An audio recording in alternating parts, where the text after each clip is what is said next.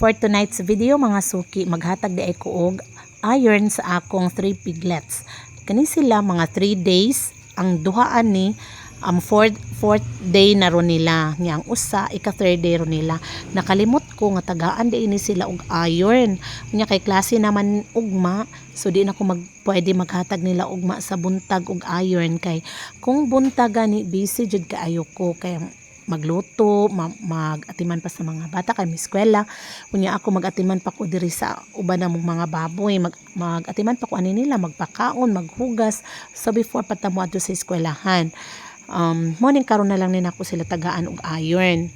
Kay unsaon nga gisudlan man gid nina akong negosyo ha, so ako na lang gid ning bahin-bahinon ang ako ang oras. Nya karon day ang akong assistant si Maggie para kay bawo na sila akong mga anak akong gi-train sa akong mga trabahoon kay para kung wala ko kamao na sila. Nya aware pud na sila giunsa namo pagpangita ang kwarta nga jud sayon.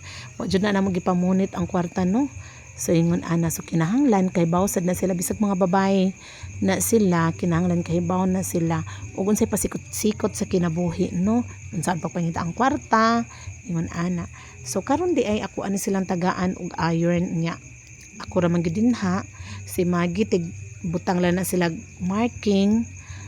Singon ana na enjoy ra ko ani bisan busy pero na enjoy ra gyud ko sa ako ang trabaho diri sa panimalay, diri sa ako ang manukan, dinhi sa ako ang mga baboyan, makalingaw siya pero makapawala sa stress pero usahay mausad ni source of stress labi na gyud og wala na ta ikalawg, labi na gyud og magkasakit-sakit ang ato ang mga alaga kay bawo naka kinimgod sila kay nay kinabuhi di pareha ba sa tindahan pareha nako nakoy tinda pwede ra nako i-open pwede i-close kay pwede ra man na siya kay dry goods man pero kini sila kinahanglan jud kong mamataog sayo para magpakaon nila, kinahanglan jud na nako silang i-check kung naa pa ba na sila tubig kay naa man na sila life unya maluoy man sad tano magkasakit-sakit man na sila kung wala sila tubig, kung hugaw ang ilahang farrowing pan. So ingon anak kinahanglan atimanon jud nato tagaan jud nato sila og panahon.